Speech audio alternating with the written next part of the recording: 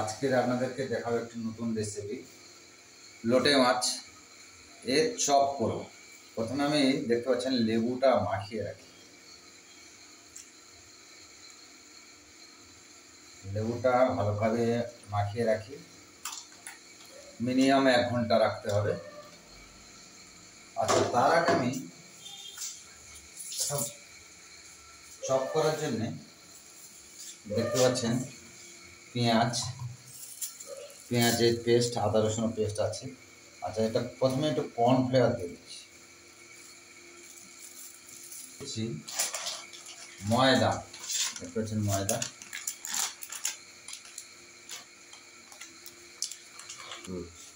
দিয়ে দিচ্ছি এর সাথে একটু বেসনটা দিতেও পারেন না দিতে পারেন, কিন্তু যেহেতু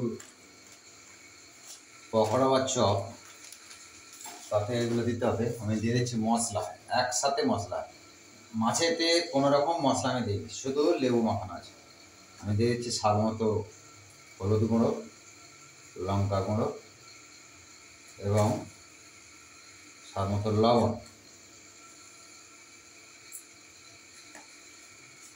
আচ্ছা, এর সাথে দিয়ে দেবো একটা ডিম অনেকেই দেয়, বাদ দিতে পারে না, তো আমি একটা ডিম দিয়ে দিচ্ছি।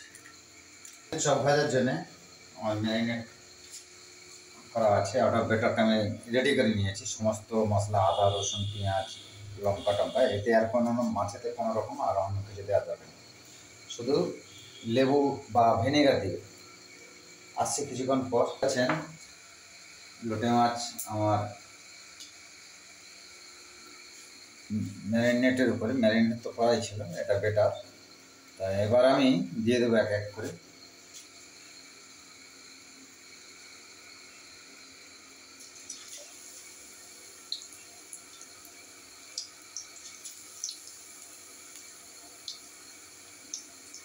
এটা একটু মোটা করবেন,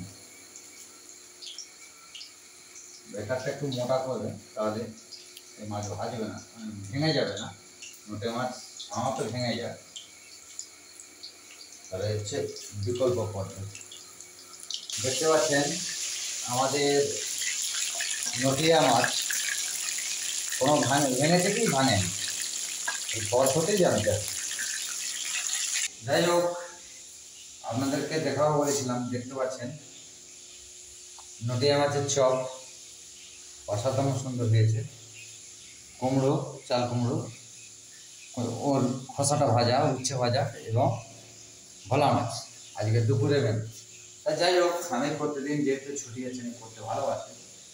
এই ভিডিওগুলো যদি আপনাদের ভালো লাগে প্রচুর লাইক, শেয়ার অ্যান্ড কমেন্টস করবেন এবং সাবস্ক্রাইব করবেন, তাহলে নিত্য নতুন ভিডিও পেতে আপনাদের কোনো অসুবিধা নেই।